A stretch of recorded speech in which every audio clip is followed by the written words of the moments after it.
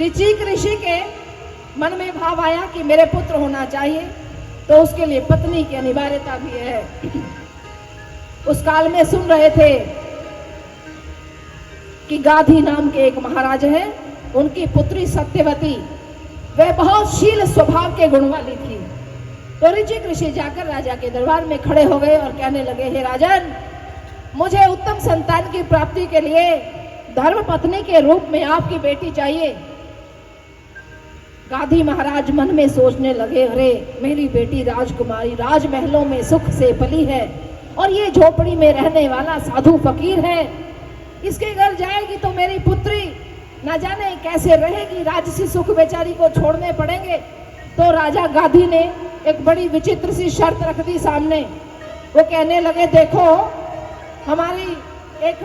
हमने बाल्यकाल के अंदर जब सत्यवती छोटी थी तो हमने शर्त रखी थी, एक संकल्प लिया था कि मैं अपनी बेटी उसको ब्याहूंगा जो हमें दहेज ला कर देगा। बेटी का बाप दहेज नहीं देगा, लेगा का हम दहेज लेंगे, हम अपनी बेटी उस व्यक्ति को देंगे, उस पुरुष को देंगे जो 1,000 सफेद रंग के घोड़े हमें दहेज दे, लेकिन उन 1000 घोड़ों का केवल एक एक कान काला होना चाहिए। ऐसी विचित्र सी शर्त रख दी। गाधी महाराज सोचने लगे, डर के भाग जाएंगे, ये कहीं मिलेंगे ही नहीं। लेकिन वो जानते नहीं थे कि जो सामने याचना कर रहे हैं ये कोई साधारण ऋषि नहीं है, ये वो ऋषि हैं जिन्होंने तप और संयम के द्वारा अपनी इंद्रियों का दमन कर रखा है, जिन्होंने अपने मन का संयम किया हुआ है। ये विहार के लिए कन्या नहीं मांगते हैं, ये भगवान के अवतार के लिए कन्या मांग रहे हैं।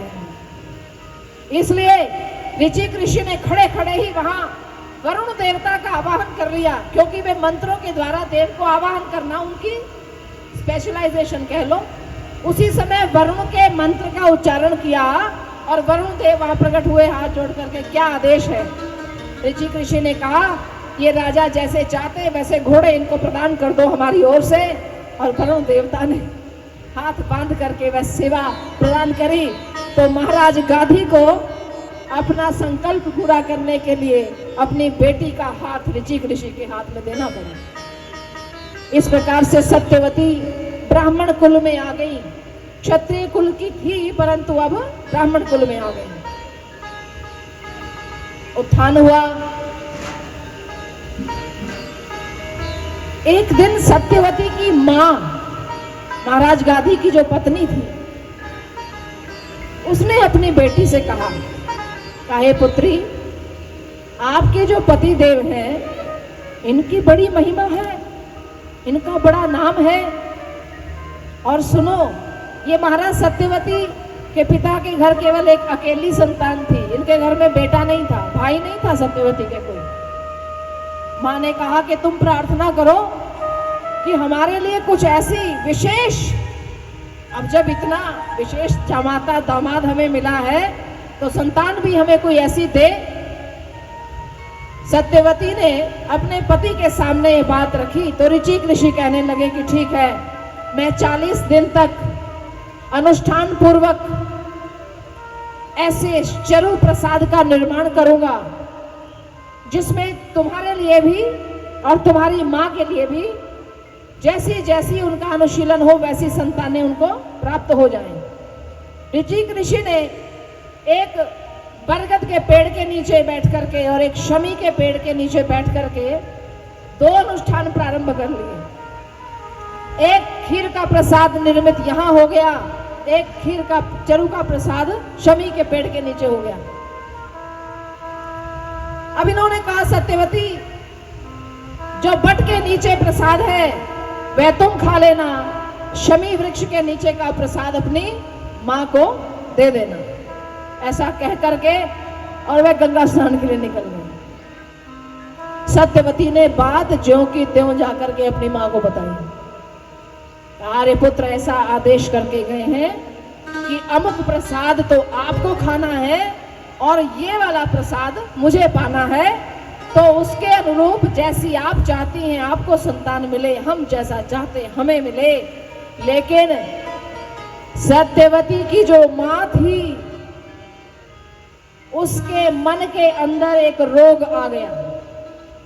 शारीरिक रोग तो आजकल बहुत सुने होंगे आपने, जो मशीनों से पकड़ में आते हैं। एक मानसिक रोग होते हैं जो किसी मशीन की पकड़ में नहीं आते, और पूछो तो कहते हैं हमें तो है ही नहीं।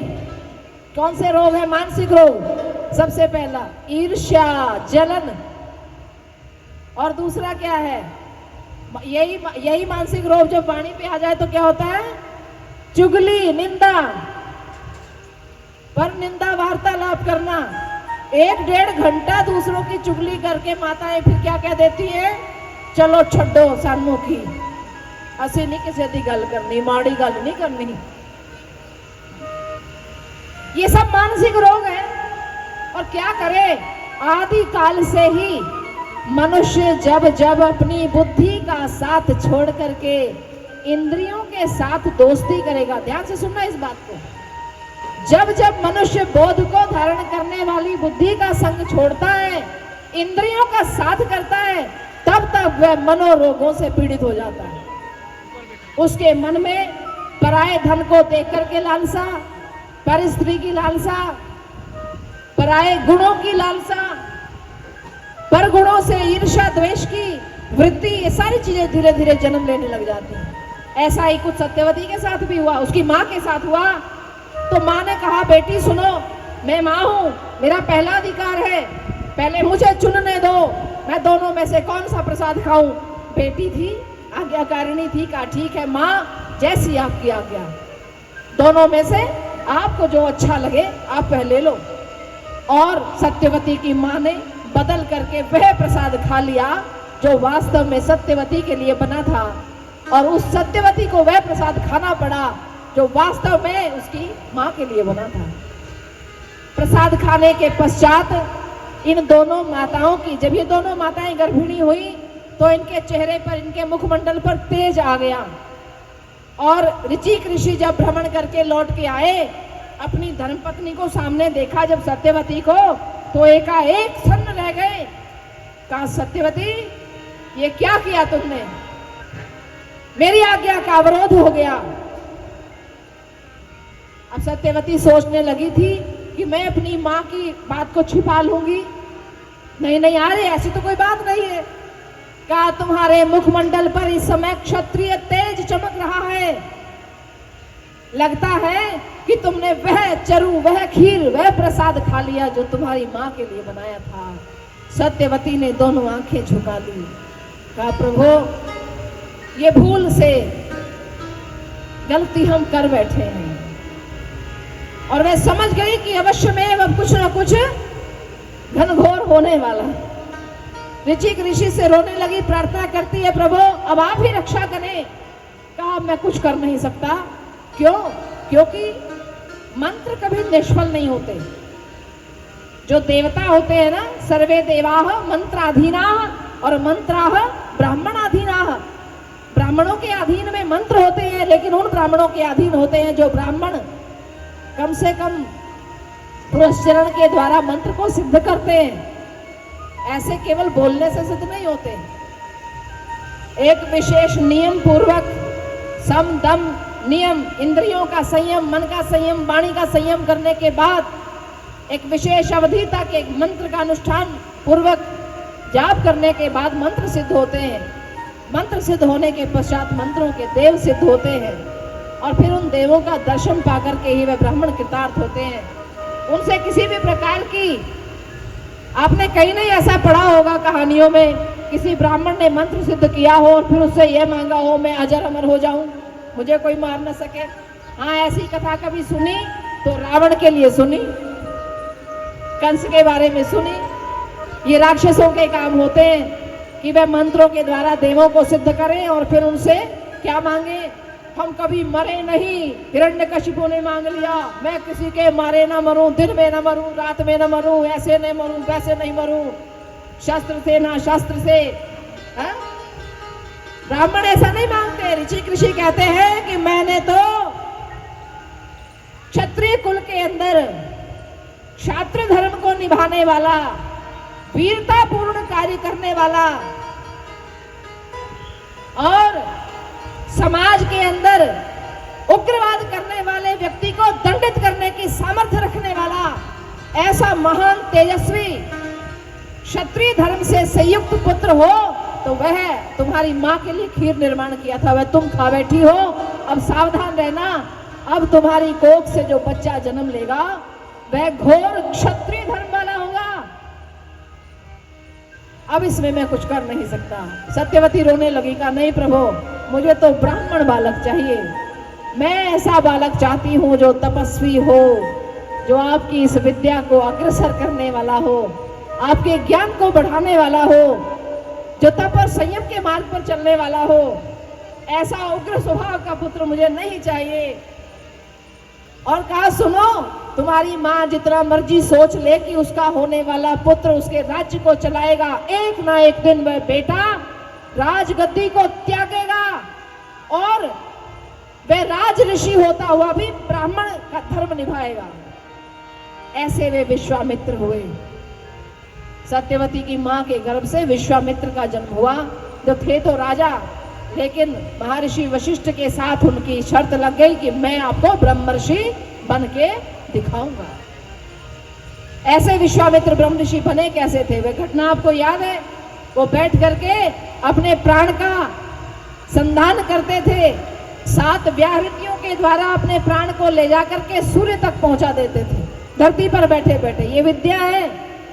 और आज के युग में भी ऐसी विद्याओं को जानने वाले और उसका प्रयोग करने वाले महापुरुषों का सानिध्य हमने पाया है। ऐसे सदगुरु की शरण में हम रहे, जो 7 व्याहृतियों की गायत्री का अपने जीवन में प्रयोग करने वाले थे। परंतु किस अवस्था में बैठे ध्यान में, प्राण को उठाया, सूर्य लोक तक ले गए और फिर लौटा करके ले आए। ऐसा प्रत्यक्ष दर्शन करने वाले महापुरुषों को हमने स्वयं इन आंखों से देखा है। ये हमारा सौभाग्य है। पूज्य महाराज श्री यहीं पास में ही बंगा रोड पर स्थित है। पूज्य महाराज श्री की प्रेरणा से चलने वाला ब्रह्मर्षि आश्रम है फगवाड़ा केंद्र में। पूज्य दीदी स्वामी आदित्य भारती जी महाराज वहां पर निवास करती हैं। बहुत अच्छी साध्वी तपस्विनी है वो भी। इस प्रकार से विश्वामित्र ने अपने शरीर में रहते हुए ही गायत्री विद्या, जो ब्राह्मणों के लिए भी उस समय उपलब्ध नहीं थी, उसको सूर्य लोक से उतार करके धराधाम पर ला करके दिया। उसका प्रयोग करने से मंद बुद्धि बालक भी तीव्र बुद्धि वाला हो जाएगा, ऐसा संकल्प किया। और आप सब जानते हो, आप सब अपने अपने घरों में जब बालकों का जन्म होता है, नाती पोता होते हैं, तो जैसे ही थोड़ा सा बोलने लगते हैं, 3 वर्ष के होते हैं, तो आप कहते हैं चलो गायत्री मंत्र सुनाओ। छोटे छोटे बालक ही हमारे हिंदुओं के घरों में गायत्री विद्या का पाठ करने वाले होते हैं। अन्यथा तो स्कूल में गायत्री मंत्र सिखाया जाता है। बताओ, ये बालक बैठे, सबको आता है ना गायत्री मंत्र? आता है? ये छोटे से बच्चे कह रहे हैं ऐसे आंखें करके, जी आता है। ये आपके बालकों के कंठ में विराजने वाली गायत्री विद्या देने वाले भगवान परशुराम के मामा श्री राजर्षि विश्वामित्र है। यहां सत्यवती का विलाप चल रहा है कि मुझे क्षत्रिय पुत्र नहीं चाहिए, मैं ब्राह्मण पुत्र चाहती हूँ। हे ऋषिवर, कुछ दया करो। ऋचिक ऋषि ने कहा, ठीक है, मैं अपने मंत्रों के प्रभाव को कुछ समय के लिए बांध सकता हूँ, रोक सकता हूँ, लेकिन सदा के लिए अवरुद्ध नहीं कर सकता।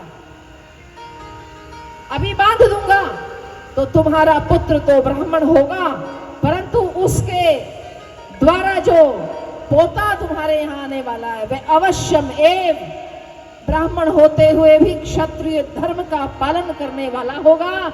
ऐसे फिर सत्यवती नंदन, सत्यवती के गर्भ से जन्म लेने वाले जमदग्नि ऋषि, जिनका विवाह रेणु ऋषि की पुत्री रेणुका महारानी के साथ हुआ। हिमाचल प्रदेश में मां रेणुका और जमदग्नि का वह पवित्र निवास स्थान रहा, जो रेणुका तीर्थ के नाम से जाना जाता है, उसकी भी कथा है।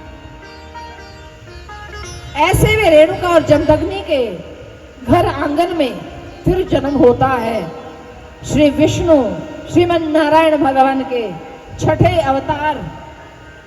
आज की तिथि में अक्षया तृतीया तिथि, अक्षया अर्थात जिसका कभी क्षय ना हो, जिसका कभी विनाश न हो, जो सदा समृद्धि को प्राप्त हो। देखिए, कोई भी शब्द जब कहते हैं उसके अर्थ दो होते हैं। पहला अर्थ क्या? अक्षय माने जिसका कभी विनाश ना हो, अर्थात वे उतनी रहे। नहीं, ये तो भगवान परशुराम का यश है।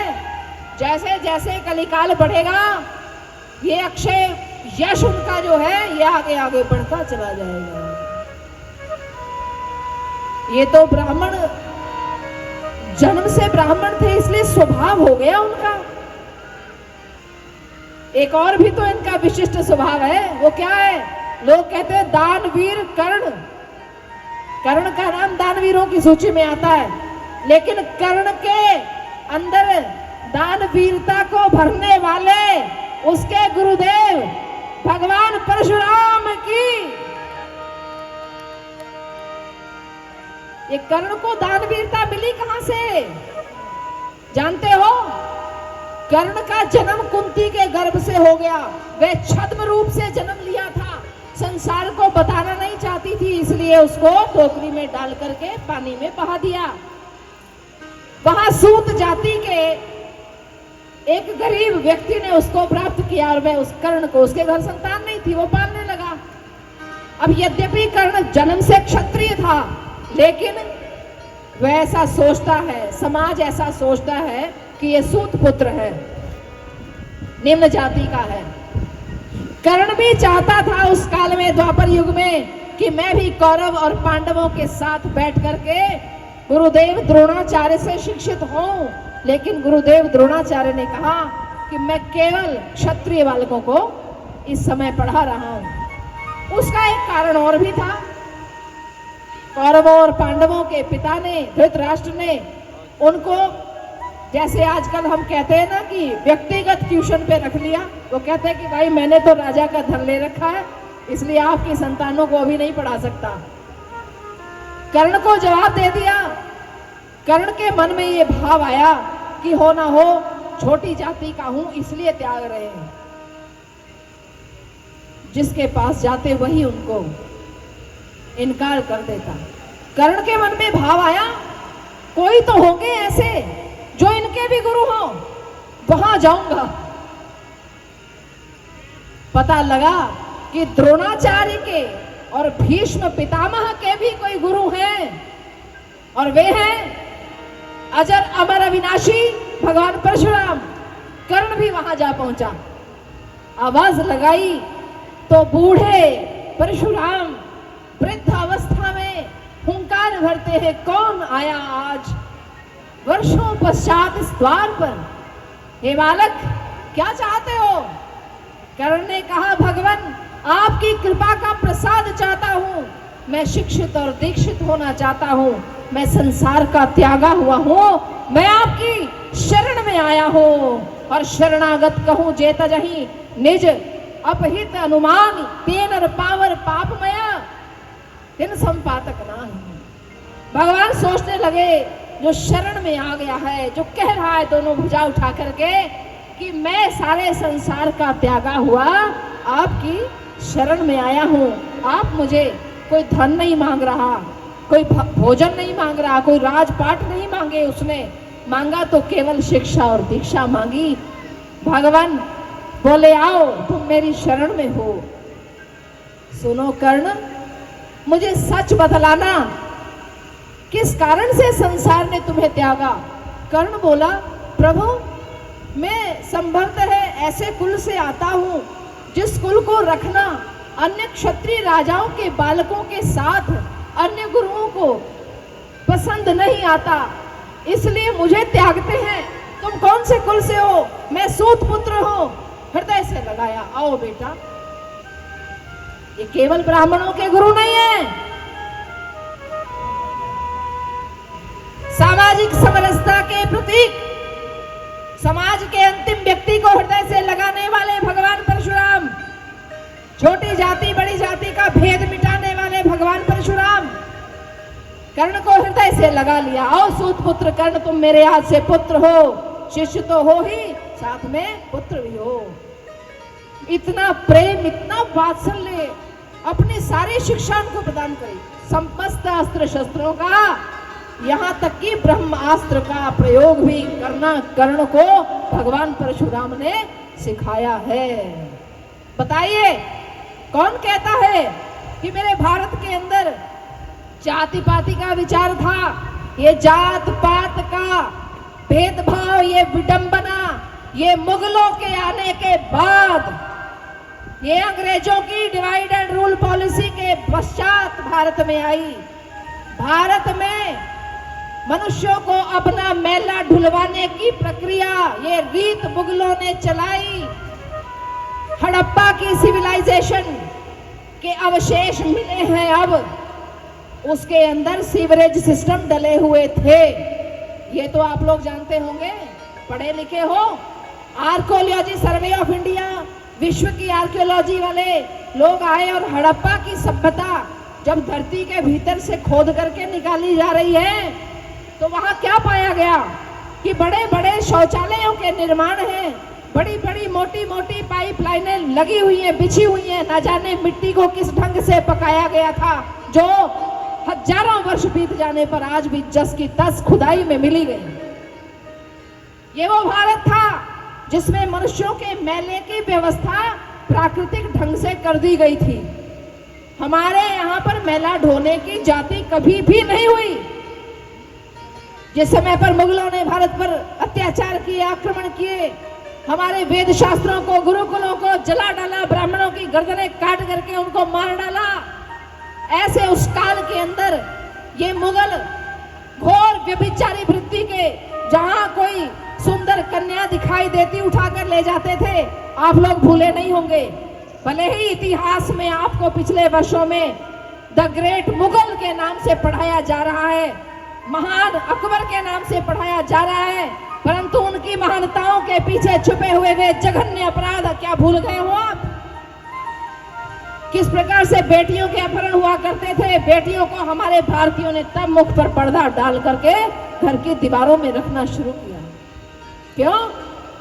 क्योंकि ऐसे ऐसे अनाचारी और अत्याचारी बाहर समाज में घूम रहे थे।